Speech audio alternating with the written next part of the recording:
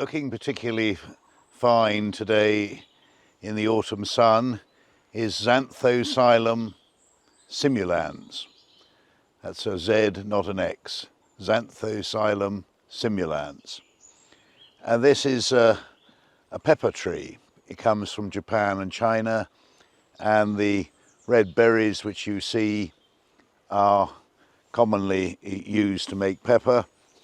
When you look closely at the seeds, you see that they're initially red, and then a pair of black seeds pops out on its own from the red seed covering.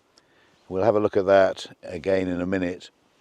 But you can tell this species because it has these rather glossy leaves, and there are generally 9 little leaflets in each leaf. And the thing about Zanthoxylum is that they have very nasty prickles, and the prickles appear in pairs on the stem. Not perhaps every stem, but you do need to be really quite careful when you look. We'll just go over here and see what the spines look like, and they're generally in pairs, as you see. But when you look down at the trunk, if we come in closer and look at the trunk, you will see that the trunk is absolutely covered in what were and still are gigantic spines. So a pretty evil tree if you get too close to it. I mean, these are very serious spines. This tree is about 25 years old, and a spreading tree, or perhaps a very large shrub, depending on your point of view. But the show it's putting on this autumn is really quite spectacular.